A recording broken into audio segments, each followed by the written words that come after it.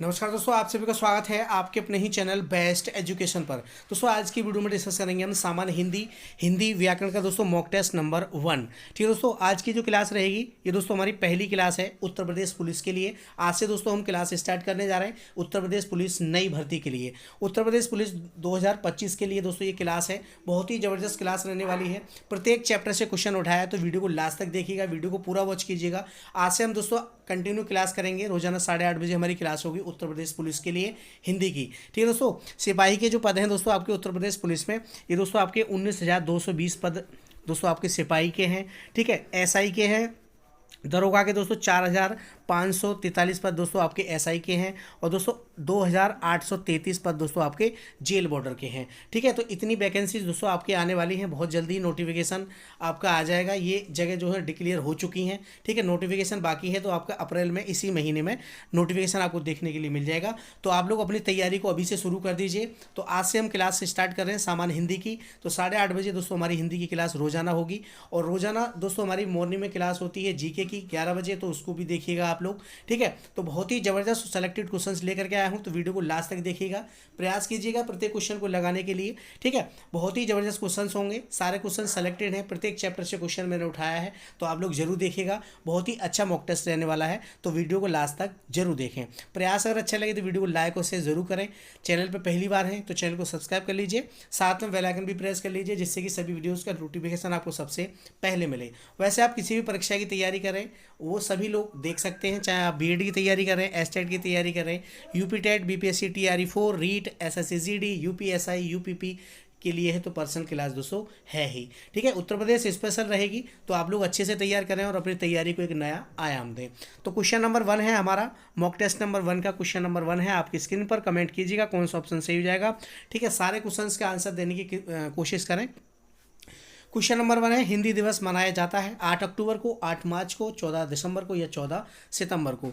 बताइए इनमें से कौन सा ऑप्शन सही हो जाएगा। हिंदी दिवस मनाया जाता है, तो दोस्तों हम प्रत्येक वर्ष 14 सितंबर को हिंदी दिवस के रूप में मनाते हैं। ऑप्शन नंबर डी आपका बिल्कुल राइट हो जाएगा। प्रत्येक चैप्टर से क्वेश्चन उठाया है, प्रत्येक चैप्टर का हम दोस्तों रिवीजन करेंगे और अच्छे से करेंगे, विद कॉन्सेप्ट के साथ करेंगे। प्रत्येक क्वेश्चन को अच्छे से डिफाइन करते चलेंगे, तो आप लोग अच्छे से तैयार कीजिएगा, कॉन्सेंट्रेट बना के रखिए क्लास में, और क्लास में दोस्तों लास्ट तक रहिए।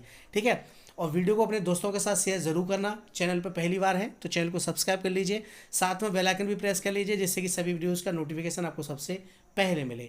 ठीक है दोस्तों, क्वेश्चन नंबर 2 है, आधुनिक युग की मीरा किसे कहा जाता है। आधुनिक युग की मीरा किसे कहा जाता है दोस्तों। महादेवी वर्मा, अरुंधति रॉय, सरोजिनी नायडू या दोस्तों निर्मला दत्ता। बताइए इनमें से कौन सा ऑप्शन सही हो जाएगा क्वेश्चन नंबर 2 के लिए। बताइए कौन सा ऑप्शन सही हो जाएगा। तो यहाँ पर दोस्तों हमारा ऑप्शन नंबर ए बिल्कुल राइट होगा दोस्तों, महादेवी वर्मा। महादेवी वर्मा को आधुनिक युग की मीरा कहा जाता है, तो ऑप्शन नंबर ए आपका बिल्कुल राइट हो जाएगा। चलिए नेक्स्ट क्वेश्चन देखते हैं, क्वेश्चन नंबर 3। क्वेश्चन नंबर 3 है, भाषाई आधार पर सर्वप्रथम किस राज्य का गठन हुआ। ये दोस्तों आपका क्वेश्चन जीके में भी पूछा जाता है, तो आप लोग बिल्कुल भी इसको हल्के में ना लें। ठीक है, रिवीजन के तौर पे लीजिएगा। आपका जीके में भी पूछा जाता है और दोस्तों ये आपका हिंदी में भी पूछा जाता है, तो आप लोग अच्छे से तैयार जरूर करें। भाषाई आधार पर सर्वप्रथम किस राज्य का गठन हुआ। पंजाब, जम्मू कश्मीर, राजस्थान या आंध्र प्रदेश। बताइए इनमें से कौन सा ऑप्शन सही हो जाएगा क्वेश्चन नंबर 3 के लिए। तो यहाँ पर दोस्तों हमारा ऑप्शन नंबर डी बिल्कुल राइट हुआ दोस्तों, आंध्र प्रदेश का। ठीक है, आंध्र प्रदेश का जो चयन हुआ था वो दोस्तों भाषाई आधार पर हुआ था, तो ऑप्शन नंबर डी आपका बिल्कुल राइट होगा क्वेश्चन नंबर 3 के लिए।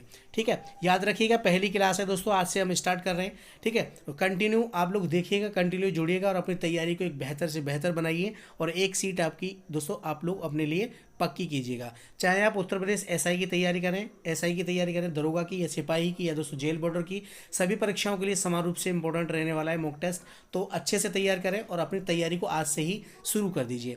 चलिए नेक्स्ट क्वेश्चन देखते हैं, क्वेश्चन नंबर 4। क्वेश्चन नंबर 4 है, हिंदी भाषा की लिपि है। इंपॉर्टेंट क्वेश्चन है दोस्तों, हिंदी भाषा की लिपि क्या है।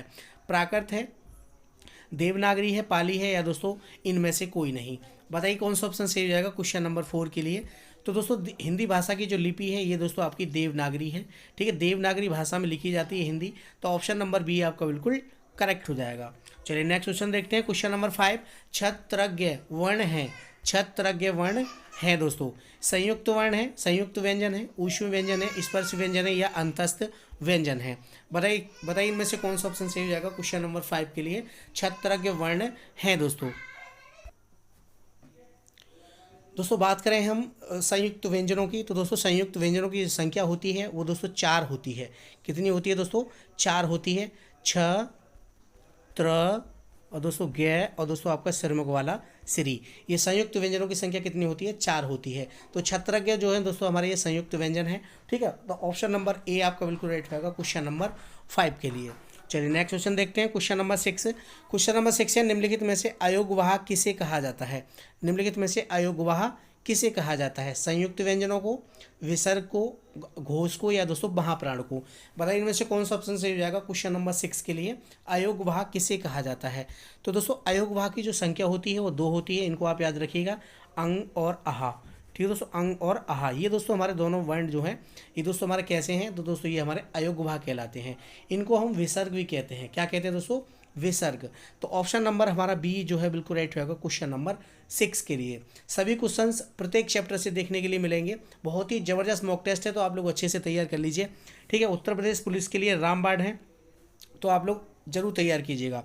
क्वेश्चन नंबर 7 है, उद्गम के आधार पर निम्नलिखित में से कौन सा शब्द भेद नहीं है? हमसे पूछा है दोस्तों, नहीं है। किसके आधार पर? उद्गम के आधार पर। बताइए इनमें से तत्सम होगा, रूढ़ होगा, तद्भव होगा, या विदेशी होगा? बताइए इनमें से कौन सा ऑप्शन सही हो जाएगा क्वेश्चन नंबर 7 के लिए। दोस्तों उद्गम के आधार पर शब्दों के जो भेद होते हैं वो दोस्तों कितने होते हैं? कमेंट करके आप लोग मुझे बताइएगा। क्वेश्चन नंबर 7 के लिए कौन सा ऑप्शन सही हो जाएगा? ऑप्शन नंबर बी जो है बिल्कुल राइट होगा दोस्तों, ऑप्शन नंबर बी। ठीक है, ऑप्शन नंबर बी जो है बिल्कुल राइट होगा।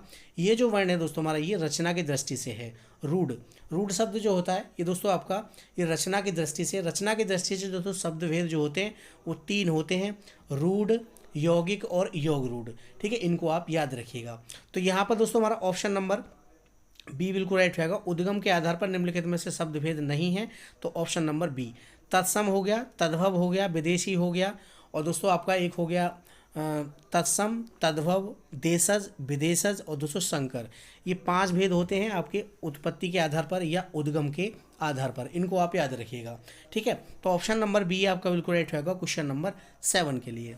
चलिए नेक्स्ट क्वेश्चन देखते हैं, क्वेश्चन नंबर 8। तत्सम शब्दों का मूल स्रोत है।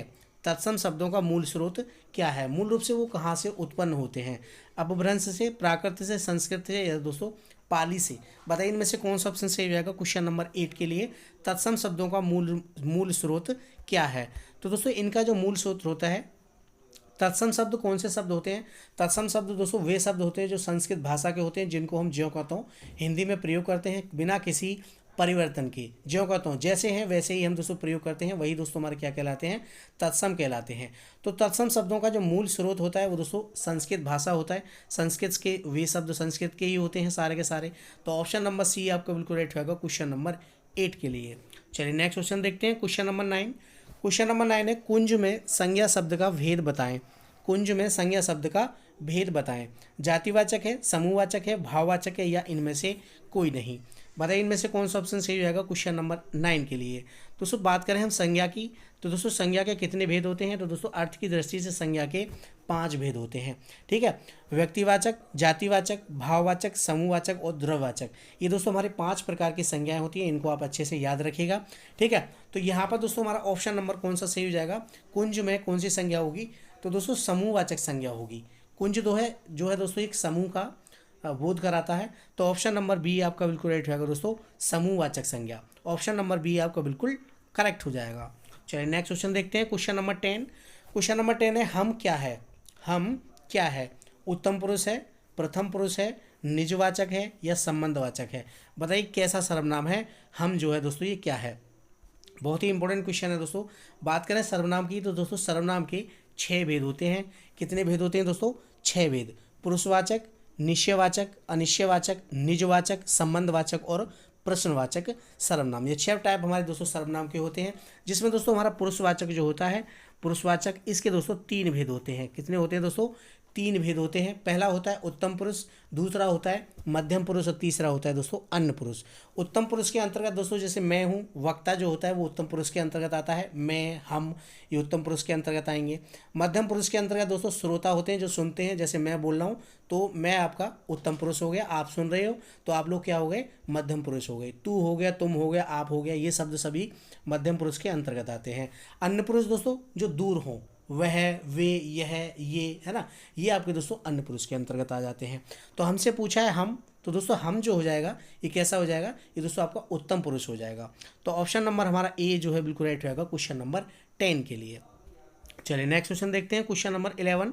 क्वेश्चन नंबर 11 है सर्वनाम के भेद हैं। सर्वनाम के दोस्तों भेद बताने हैं 3, 4, 5 या 6। अभी हमने डिस्कस किया था, अभी मैंने आपको बताया था कितने भेद होते हैं सर्वनाम के। तो दोस्तों सर्वनाम के जो भेद होते हैं वो दोस्तों कितने होते हैं, 5 भेद होते हैं, वो सॉरी 6 भेद होते हैं। ठीक है, सर्वनाम के कितने भेद होते हैं, 6 भेद होते हैं, अभी हमने डिस्कस किए थे। ठीक है, पुरुषवाचक, निश्चयवाचक, अनिश्चयवाचक और आपका निजवाचक हो गया, संबंधवाचक और प्रश्नवाचक, ये 6 टाइप होते हैं सर्वनाम के। तो ऑप्शन नंबर डी आपका बिल्कुल करेक्ट हो जाएगा। चलिए नेक्स्ट क्वेश्चन देखते हैं, क्वेश्चन नंबर 12। इनमें से कौन गुणवाचक विशेषण नहीं है। हमने पूछा है दोस्तों इनमें से कौन गुणवाचक विशेषण नहीं है। बताइए कौन सा ऑप्शन सही हो जाएगा, काला, लंबा, 50 या युवा। बताइए गुणवाचक, गुणवाचक जहाँ पर दोस्तों गुण की विशेषता बताई जाए। ठीक है, बताइए इनमें से कौन सा ऑप्शन सही हो जाएगा क्वेश्चन नंबर 12 के लिए। जबरदस्त क्वेश्चन है दोस्तों। बात करें विशेषण की, तो दोस्तों विशेषण वे शब्द होते हैं जो संज्ञा और सर्वनाम की विशेषता बताते हैं, विशेषण कहलाते हैं। विशेषण के दोस्तों 4 भेद होते हैं, इनको भी आप याद रखिएगा, संख्यावाचक, परिमाणवाचक, गुणवाचक और सार्वनामिक विशेषण, ये 4 प्रकार के हमारे विशेषण होते हैं। ठीक है, तो यहाँ पर दोस्तों हमारा ऑप्शन नंबर सी बिल्कुल राइट रहेगा। यह दोस्तों आपका संख्यावाचक विशेषण है 50। ये दोस्तों आपका गुणवाचक विशेषण नहीं है। काला, घोड़ा काला है, तो दोस्तों घोड़ा का गुण बताया जा रहा है, कैसा है, काला है। लंबा है, वह आदमी लंबा है, तो आदमी का गुण बताया जा रहा है, कैसा है, लंबा है। युवा, राम युवा है, राम कैसा है, युवा है, तो राम की क्या बताई जा रही है, क्वालिटी बताई जा रही है, गुण बताए जा रहे हैं। तो इन तीनों में तो दोस्तों आपका गुणवाचक विशेषण हो जाएगा। लेकिन 50 जो है ये दोस्तों आपका संख्यावाचक विशेषण है। तो ऑप्शन नंबर सी आपका बिल्कुल राइट रहेगा, क्योंकि हमसे पूछा है दोस्तों गुणवाचक विशेषण नहीं है। तो ऑप्शन नंबर सी आपका बिल्कुल करेक्ट हो जाएगा। आई होप आपको अच्छे से समझ में आ गया होगा। ठीक है, वीडियो को शेयर कर दीजिए, सभी दोस्तों में वीडियो को शेयर करते चलिए। जितने भी दोस्त आपके फिर से उत्तर प्रदेश पुलिस की तैयारी कर रहे हैं, ठीक है, सभी के लिए शेयर कर दीजिए। जिन लोगों का नहीं हुआ है वो बिल्कुल भी निराश ना हो। एक और अच्छी आपके पास एक और अच्छा मौका है, तो आप लोग उसको बनाइएगा, उसको आप लोग मौके को जाने मत दीजिए और अपनी तैयारी को अभी से शुरू कर दीजिए। ठीक है, क्योंकि हम लोग लास्ट में तैयारी शुरू करते हैं तो कुछ भी पल्ले नहीं पड़ता है, सब घसड़ पसड़ हो जाता है, इधर का उधर इधर का उधर, है ना। तो आप लोग अच्छे से क्रम वाइज एक तरीके से आप लोग अपनी तैयारी को अभी से स्टार्ट कर दीजिए और एक सीट आपके लेके रहिए, आपको अनुभव भी हो गया होगा। ठीक है, और जिन लोगों का हो गया सभी के लिए भाई शुभकामनाएं हैं, जिनका नहीं हुआ है वो निराश ना हो, मोटिवेट रहें, अपने आप को मोटिवेट करें और आगे के लिए तैयार रहें। ठीक है, क्वेश्चन नंबर 13 है, लता बहुत अच्छा होती है, लता बहुत अच्छा होती है, वाक्य में कौन सा अव्यय है। बताइए समुच्चयबोधक है, परिमाणवाचक है, समानाधिकरण है या दोस्तों परिमाणवाची है। बताइए इनमें से कौन सा ऑप्शन सही हो जाएगा, लता बहुत अच्छा होती है। बताइए इनमें से कौन सा ऑप्शन सही हो जाएगा क्वेश्चन नंबर 13 के लिए।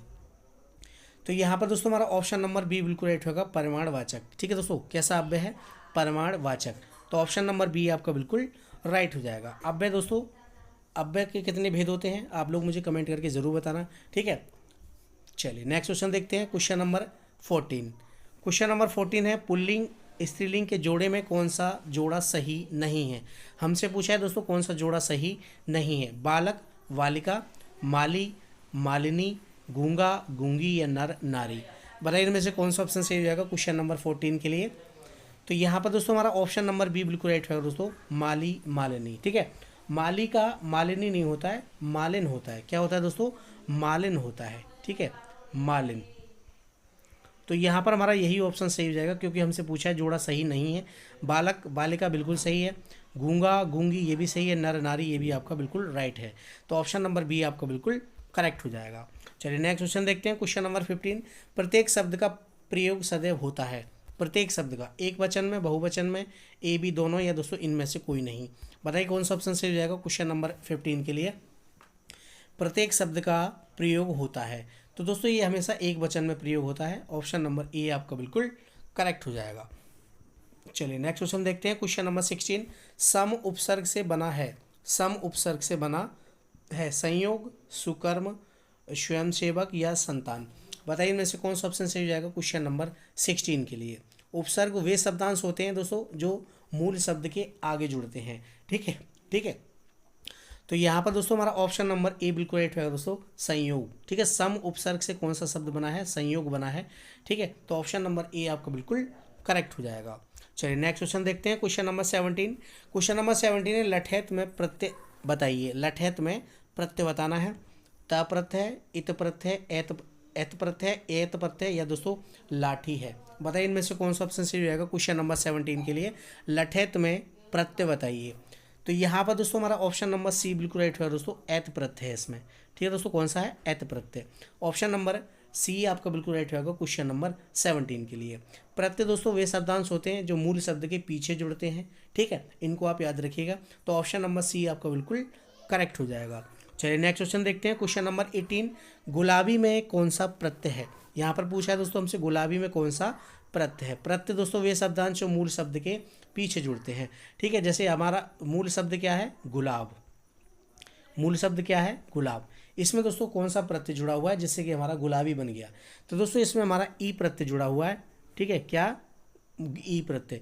दोनों को मिलाकर के क्या बन जाएगा दोस्तों, हमारा गुलाबी बन जाएगा। ठीक है, तो ऑप्शन नंबर हमारा कौन सा सही हो जाएगा, बी बिल्कुल राइट होगा दोस्तों, इसमें ई प्रत्यय जुड़ा हुआ है। ऑप्शन नंबर बी आपका बिल्कुल करेक्ट हो जाएगा।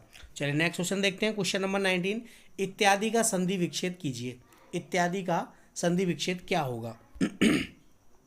इत धन आदि, इति धन आदि, इत्य धन आदि, या इनमें से कोई नहीं। बताइए कौन सा ऑप्शन सही हो जाएगा क्वेश्चन नंबर 19 के लिए। तो यहाँ पर दोस्तों हमारा ऑप्शन नंबर बी बिल्कुल राइट होगा दोस्तों, इति धन आदि। ठीक है दोस्तों, क्या हो जाएगा, इति धन आदि। इसमें दोस्तों आपकी यण संधि है। ठीक है, यण स्वर संधि है। ठीक है, संधि जो होती हैं वो मुख्य रूप से तीन होती हैं। तीन प्रकार की हमारी संधियाँ होती हैं, स्वर संधि, व्यंजन संधि और दोस्तों विसर्ग संधि। ठीक है, स्वर संधि के दोस्तों हमारे 5 भेद होते हैं, दीर्घ, गुण, वृद्धि, यण और आयाधि। इनको आप याद रखिएगा। ठीक है, तो यहाँ पर हमारा ऑप्शन नंबर बी बिल्कुल राइट होगा क्वेश्चन नंबर 19 के लिए, इति धन आदि। ठीक है, इसमें दोस्तों हमारी यण संधि हो जाएगी। ऑप्शन नंबर बी आपका बिल्कुल करेक्ट हो जाएगा। चलिए नेक्स्ट क्वेश्चन देखते हैं, क्वेश्चन नंबर 20। एक ही जाति के लघु और दीर्घ स्वरों का मिलकर दीर्घ होना किस संधि का उदाहरण है। एक ही जाति के लघु और दोस्तों दीर्घ, लघु और दीर्घ स्वरों का मिलकर दीर्घ होना कौन सी संधि का उदाहरण है। गुण संधि होगी, दीर्घ संधि होगी, वृद्धि संधि होगी या आयादी संधि होगी। बताइए इनमें से कौन सा ऑप्शन सही हो जाएगा क्वेश्चन नंबर 20 के लिए। बहुत ही सेलेक्टेड क्वेश्चंस हैं, उत्तर प्रदेश पुलिस के लिए रामबाण क्लास है, तो आप लोग अच्छे से तैयार करें और अपनी तैयारी को बेहतर से बेहतर बनाएं। ठीक है, आप यूपीएसआई की तैयारी कर रहे हैं तो आप लोगों के लिए बहुत ही इंपॉर्टेंट है। सिपाही की तैयारी कर रहे हैं या जेल बॉर्डर की तैयारी कर रहे हैं, तीनों परीक्षाओं के लिए समान रूप से इंपॉर्टेंट है। तो आप लोग अच्छे से तैयार कीजिएगा और अपनी तैयारी को बेहतर से बेहतर बनाइए और जुड़ते रहिए। आज की जो क्लास है ये पहली क्लास है, कंटिन्यू दोस्तों आपकी क्लास आती रहेंगी। ठीक है, रोजाना 8:30 बजे। तो बताइए इनमें से कौन सा ऑप्शन सही रहेगा क्वेश्चन नंबर 20 के लिए। तो 20 के लिए ऑप्शन नंबर बी आपका बिल्कुल राइट होगा दोस्तों, एक ही जाति के लघु और दीर्घ स्वरों का मिलकर दीर्घ होना दोस्तों क्या कहलाता है, दीर्घ संधि कहलाता है, दीर्घ स्वर संधि। ऑप्शन नंबर बी आपका बिल्कुल राइट हो जाएगा। ठीक है दोस्तों, और दीर्घ स्वर संधि जो होती है उसके दोस्तों 5 भेद होते हैं, मैंने अभी आपको बताया, दीर्घ, गुण, वृद्धि, यण और आयादी। ठीक है, ऑप्शन नंबर बी आपका बिल्कुल राइट हो जाएगा। चलिए नेक्स्ट क्वेश्चन देखते हैं, क्वेश्चन नंबर 21। विशेषण और संज्ञा के संबंध बताने वाले, विशेषण और संज्ञा के संबंध वाले शब्द में कौन सा समास होता है। ठीक है, जहाँ पर जिस समास में विशेषण और संज्ञा हो, ठीक है, विशेषण और संज्ञा पाए जाएं, उनके बीच संबंध पाया जाए, तो कौन सा समास होगा दोस्तों, कर्मधारय होगा, बहुब्रीहि होगा, द्वित्व होगा या दोस्तों कर्मधारय होगा। बताइए इनमें से कौन सा ऑप्शन सही हो जाएगा क्वेश्चन नंबर 21 के लिए। दोनों एक ही टाइप हो गए ये। ठीक है, अव्ययभाव कर लीजिए इसको या दोस्तों द्विगु कर लीजिए। ठीक है, तो यहाँ पर दोस्तों हमारा ऑप्शन नंबर ए बिल्कुल राइट हुआ दोस्तों। इसमें दोस्तों हमारा कर्मधारय समास होता है, जहाँ पर विशेषण और संज्ञा के संबंध पाया जाए। ठीक है, जहाँ पर विशेषण और संज्ञा के संबंध पाया जाए वहीं दोस्तों हमारा कैसा हो जाता है, कर्मधारय समास हो जाता है। ठीक है, समास के दोस्तों कितने भेद होते हैं, 6 भेद होते हैं, इनको आप याद रखिएगा। ठीक है, ऑप्शन नंबर ए आपका बिल्कुल राइट होगा क्वेश्चन नंबर 21 के लिए। चलिए नेक्स्ट क्वेश्चन देखते हैं, क्वेश्चन नंबर 22। किस समास से बने शब्द का रूप लिंग या वचन के कारण परिवर्तन नहीं होता है। तत्पुरुष, कर्मधार, द्विगु या अव्ययभाव। बताइए इनमें से कौन सा ऑप्शन सही हो जाएगा क्वेश्चन नंबर 22 के लिए। किस समास से बने शब्द का रूप लिंग या वचन के कारण परिवर्तन नहीं होता है। ठीक है, लिंग या वचन के कारण परिवर्तन ना हो उन्हें हम क्या कहते हैं, अव्यय कहते हैं। क्या कहा जाता है दोस्तों, उनको दोस्तों हम अव्यय कहते हैं, याद रखिएगा। ठीक है, तो यहाँ पर अव्य का प्रयोग किस समास में होता है? तो दोस्तों ये आपका अव्ययभाव में होता है। किस में होता है दोस्तों? अव्ययभाव में, अव्ययभाव समास में होता है, क्योंकि अव्ययभाव समास में दोस्तों पहला पद जो होता है वो अव्यय होता है। जैसे प्रतिदिन हो गया, है ना दोस्तों, इस प्रकार से प्रत्येक हो गया, प्रतिदिन हो गया, इनमें दोस्तों आपके कैसे समास होते हैं? अव्ययभाव समास होता है। तो ऑप्शन नंबर डी आपका बिल्कुल करेक्ट हो जाएगा। चलिए नेक्स्ट क्वेश्चन देखते हैं। क्वेश्चन नंबर 23, रसोई घर में कौन सा समास है? रसोई घर में कौन सा समास है? तत्पुरुष समास है, कर्मधारय है, बहुव्रीहि है या दोस्तों द्विगु समास है? बताइए इनमें से कौन सा ऑप्शन सही हो जाएगा क्वेश्चन नंबर 23 के लिए? तो इसमें दोस्तों हमारा तत्पुरुष समास हो जाएगा। तत्पुरुष समास में दोस्तों उत्तर पद विधान होता है, पूर्व पद गौण होता है, उत्तर पद क्या होता है? प्रधान होता है। और दोस्तों इनमें हमारे क्या पाए? कारक विभक्तियां पाई जाती हैं, कारक चिन्ह पाए जाते हैं। ठीक है, तो ऑप्शन नंबर ए आपका बिल्कुल राइट होगा क्वेश्चन नंबर 23 के लिए। जब इसका हम समास विग्रह करेंगे तो क्या हो जाएगा? रसोई के लिए घर। तो के लिए क्या हो गया इसमें दोस्तों? हमारा कर्म क्या हो गया दोस्तों इसमें? बताइए कौन सा ऑप्शन सही हो जाएगा क्वेश्चन नंबर 23 के लिए? तो दोस्तों इसमें हमारा कारक हो जाएगा। के लिए क्या है? कारक है, तो कारक चिन्ह पाए जाते हैं इनमें। तो ऑप्शन नंबर ए आपका बिल्कुल करेक्ट हो जाएगा। चलिए नेक्स्ट क्वेश्चन देखते हैं। क्वेश्चन नंबर 24, प्रत्येक वाक्य की समाप्ति पर लगता है। प्रत्येक वाक्य की समाप्ति पर लगता है अल्प विराम, अर्ध विराम, पूर्ण विराम या दोस्तों प्रश्नवाचक चिन्ह। बताइए इनमें से कौन सा ऑप्शन सही हो जाएगा क्वेश्चन नंबर 24 के लिए? तो दोस्तों प्रत्येक वाक्य की समाप्ति पर क्या लगता है? पूर्ण विराम लगता है। क्या लगता है दोस्तों? पूर्ण विराम। ठीक है, पूर्ण विराम लगता है। तो ऑप्शन नंबर कौन सा सही हो जाएगा? हमारा ऑप्शन नंबर सी बिल्कुल करेक्ट हो जाएगा। चलिए नेक्स्ट क्वेश्चन देखते हैं। क्वेश्चन नंबर 25, गुरु ही शिष्य को ज्ञान देता है, किस कारक का वाक्य है? कारकों की संख्या जो होती है वो दोस्तों 8 होती है। ठीक है, हिंदी में कारक कितने होते हैं? 8 होते हैं। तो यहाँ पर बताना है दोस्तों में, गुरु ही शिष्य को ज्ञान देता है, अपादान कारक है, कर्मधार है, संबंध कारक है या दोस्तों संप्रदान कारक है? बताइए इनमें से कौन सा ऑप्शन सही हो जाएगा क्वेश्चन नंबर 25 के लिए? तो यहाँ पर दोस्तों हमारा ऑप्शन नंबर डी बिल्कुल राइट हो जाएगा दोस्तों, संप्रदान कारक। ठीक है दोस्तों, ऑप्शन नंबर डी आपका बिल्कुल राइट हो जाएगा। गुरु ही शिष्य को ज्ञान देता है, तो कौन सा कारक हो जाएगा? संप्रदान कारक हो जाएगा। ऑप्शन नंबर डी आपका बिल्कुल करेक्ट हो जाएगा। चलिए नेक्स्ट क्वेश्चन देखते हैं। क्वेश्चन नंबर 26, संस्कृति के 4 अध्याय के लेखक हैं। संस्कृति के 4 अध्याय लेखक कौन है दोस्तों इसके? हजारी प्रसाद द्विवेदी, वीर प्रसाद द्विवेदी, रामधारी सिंह दिनकर या दोस्तों इनमें से कोई नहीं? बताइए कौन सा ऑप्शन सही हो जाएगा क्वेश्चन नंबर 26 के लिए? संस्कृति के 4 अध्याय किसकी रचना है? तो दोस्तों ये आपके रामधारी सिंह दिनकर की रचना है। ऑप्शन नंबर सी आपका बिल्कुल करेक्ट हो जाएगा। चलिए नेक्स्ट क्वेश्चन देखते हैं। क्वेश्चन नंबर 27, ईर्षा तू ना गई मेरे मन से के रचनाकार हैं। ईर्षा तू ना गई मेरे मन से, इसके रचनाकार कौन है? रामधारी सिंह दिनकर, प्रताप नारायण मिश्र, श्याम सुंदर दास या आचार्य रामचंद्र शुक्ल? बताइए इनमें से कौन सा ऑप्शन सही हो जाएगा क्वेश्चन नंबर 27 के लिए? तो दोस्तों इसके भी रचनाकार दोस्तों आपके रामधारी सिंह दिनकर हैं। ठीक है, ऑप्शन नंबर ए आपका बिल्कुल राइट होगा क्वेश्चन नंबर 27 के लिए। याद रखिएगा, बहुत ही इंपॉर्टेंट रचना है, इनसे बार बार क्वेश्चन पूछे जाते हैं। क्वेश्चन नंबर 28 है, महादेवी वर्मा महान कवियत्री थी। इस वाक्य में अशुद्ध वर्तनी वाला शब्द है। अशुद्ध वर्तनी वाला शब्द क्या है? महादेवी है, कवित्री है या वर्मा है या दोस्तों महान है? बताइए इनमें से कौन सा ऑप्शन सही जाएगा क्वेश्चन नंबर 28 के लिए? तो दोस्तों इसमें अशुद्धि जो है ये दोस्तों आपकी कवित्री गलत लिखा हुआ है। ठीक है, कवित्री जो लिख जाता है दोस्तों कैसा लिखा जाता है? कव इत्री। ठीक है, इस प्रकार से हम कवित्री लिखते हैं। ठीक है, इस प्रकार से नहीं लिखते, तो यही इसमें से अशुद्धि है वाक्य में। ठीक है, तो ऑप्शन नंबर बी आपका बिल्कुल राइट रहेगा क्वेश्चन नंबर 28 के लिए। चलिए नेक्स्ट क्वेश्चन देखते हैं। क्वेश्चन नंबर 29, शुद्ध वाक्य का चयन करें। शुद्ध वाक्य का चयन करें। बताइए इनमें से कौन सा वाक्य हमारा शुद्ध है? इस गांव से घर घर यही दशा है। इस गांव को घर घर यही दशा है। ऑप्शन सी, इस गांव के घर घर में यही दशा है। या ऑप्शन डी, इस गांव के घर घर यही दशा है। बताइए कौन सा ऑप्शन सही होगा, कौन सा वाक्य यहाँ पर सही है क्वेश्चन नंबर 29 के लिए? तो यहाँ पर दोस्तों हमारा ऑप्शन नंबर सी बिल्कुल राइट होगा दोस्तों, इस गांव के घर घर में यही दशा है। ये हमारा शुद्ध वाक्य हो जाएगा। ऑप्शन नंबर सी आपका बिल्कुल करेक्ट हो जाएगा। दोस्तों वीडियो कैसा रहा कमेंट करके ज़रूर बताएं। ठीक है, आपका स्कोर क्या रहा कमेंट ज़रूर करें। कमेंट बॉक्स आप लोगों के लिए है, कमेंट करके ज़रूर बताएं। ठीक है दोस्तों, और अपनी तैयारी को शुरू कर दीजिए। आज से ये दोस्तों क्लास स्टार्ट हो चुकी है। ठीक है, बेस्ट एजुकेशन चैनल पर तो आप लोग अच्छे से तैयार करते रहिए और चैनल को सब्सक्राइब कर लीजिए। नए हैं तो चैनल को सब्सक्राइब कर लीजिए, जो लोग पुराने हैं सभी का वेलकम है। ठीक है, और वीडियो को दबा के शेयर ज़रूर करना, वीडियो को शेयर करें सभी दोस्तों के साथ। क्वेश्चन नंबर 30 है आध्यात्मिक का विलोम शब्द ज्ञात कीजिए। आध्यात्मिक का विलोम शब्द क्या होगा? सौम्य होगा, गमन होगा, अपकार होगा या भौतिक होगा? बताइए इनमें से कौन सा ऑप्शन सही हो जाएगा क्वेश्चन नंबर 30 के लिए। तो दोस्तों आध्यात्मिक का जो विलोम होगा वो दोस्तों भौतिक होगा। क्या होगा? भौतिक। ऑप्शन नंबर डी आपका बिल्कुल करेक्ट हो जाएगा। चलिए नेक्स्ट क्वेश्चन देखते हैं। क्वेश्चन नंबर 31, सेना शब्द का पर्यायवाची ज्ञात कीजिए। सेना शब्द का पर्यायवाची क्या होगा? सिंधु होगा, ललित होगा, मंद होगा या दल होगा? बताइए इनमें से कौन सा ऑप्शन सही हो जाएगा क्वेश्चन नंबर 31 के लिए। तो दोस्तों सेना का जो पर्यायवाची होगा वो दोस्तों दल होगा।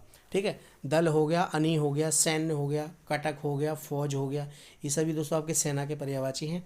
ठीक है, ऑप्शन नंबर डी आपका बिल्कुल करेक्ट हो जाएगा। चलिए नेक्स्ट क्वेश्चन देखते हैं। क्वेश्चन नंबर 32, जिसकी कोई उपमा ना हो, वाक्यांश के लिए एक शब्द होगा। जिसकी कोई उपमा ना हो, अनुपम, अलौकिक, अतिशयोक्ति या विशेषण? बताइए इनमें से कौन सा ऑप्शन सही हो जाएगा क्वेश्चन नंबर 32 के लिए। जिसकी कोई उपमा ना हो, तो दोस्तों उसके लिए एक शब्द में क्या कहेंगे? अनुपम कहेंगे। ऑप्शन नंबर ए आपका बिल्कुल करेक्ट हो जाएगा। चलिए नेक्स्ट क्वेश्चन देखते हैं। क्वेश्चन नंबर 33, हे खग मृग हे मधुकर श्रेणी, तुम देखी सीता मृग नैनी, पंक्तियों में कौन सा रस है? ठीक है, भगवान श्री राम वन में भटक रहे हैं, मृग से पूछ रहे हैं, कभी किसी से पूछ रहे हैं, कभी शेर से पूछ रहे हैं ना कि आपने सीता जी को कहीं देखा है? तो हे खग मृग हे मधुकर श्रेणी, तुम देखी सीता मृग नैनी, पंक्तियों में रस कौन सा है? हास्य रस है, करुण रस है, वीर रस है या रौद्र रस है? ठीक है, तो यहाँ पर दुख का भाव प्रकट हो रहा है, करुणा का भाव निकल के आ रहा है, तो करुण रस हो जाएगा। ऑप्शन नंबर बी आपका बिल्कुल राइट हो जाएगा। चलिए नेक्स्ट क्वेश्चन देखते हैं। क्वेश्चन नंबर 34, आटा गीला होना, मुहावरे का सही अर्थ बताना है। आटा गीला होना, बुरा सोचना, स्वार्थ सिद्ध करना, बहकाना या संकट में और संकट आ जाना? बताइए इनमें से कौन सा ऑप्शन सही हो जाएगा क्वेश्चन नंबर 34 के लिए। आटा गीला होना, तो दोस्तों इसका अर्थ होता है संकट में और संकट आ जाना। ऑप्शन नंबर डी आपका बिल्कुल करेक्ट हो जाएगा। चलिए नेक्स्ट क्वेश्चन देखते हैं। क्वेश्चन नंबर 30 और इस वीडियो का लास्ट, मानव एक विवेकशील और खाली जगह प्राणी है। ठीक है, तो खाली जगह में क्या आएगा? बताइए कौन सा ऑप्शन सही हो जाएगा क्वेश्चन नंबर 35 के लिए। रिक्त स्थान से क्वेश्चन आपके भर भर के पूछे जाते हैं, तो बताइएगा। तो दोस्तों यहाँ पर हमारा ऑप्शन नंबर ए बिल्कुल राइट रहेगा। खाली जगह में क्या आ जाएगा? चिंतनशील। ठीक है, मानव एक विवेकशील और चिंतनशील प्राणी है। चिंतनशील मतलब सोचने वाला, चीज़ों पे विचार करने वाला, चिंतन करने वाला। तो ऑप्शन नंबर ए आपका बिल्कुल करेक्ट हो जाएगा। तो ये थे मोस्ट 35 क्वेश्चंस। क्लास कैसी रही कमेंट करके ज़रूर बताएं। आपका स्कोर क्या रहा कमेंट ज़रूर करें। आपने 35 में से कितना स्कोर किया कमेंट करके ज़रूर बताएं। प्रयास अगर अच्छा लगा हो, वीडियो अच्छी लगी हो, क्वेश्चंस अगर अच्छे लगे हो तो वीडियो को लाइक करना और शेयर ज़रूर करना। और चैनल पर पहली बार है तो चैनल को सब्सक्राइब कर लीजिए, साथ में बेल आइकन प्रेस कर लीजिए, जिससे कि सभी वीडियोज़ का नोटिफिकेशन आपको सबसे पहले मिले। कंटिन्यू क्लास होंगी दोस्तों आपकी। ठीक है, तो आप लोग जुड़िए, अपने दोस्तों को बताइए, दोस्तों के साथ वीडियो को शेयर कीजिएगा। उत्तर प्रदेश पुलिस की तैयारी स्टार्ट हो चुकी है। ठीक है दोस्तों, तो मिलते हैं अगली वीडियो में नए मॉक टेस्ट नए क्वेश्चंस के साथ। तब तक के लिए जय हिंद, जय भारत, धन्यवाद दोस्तों।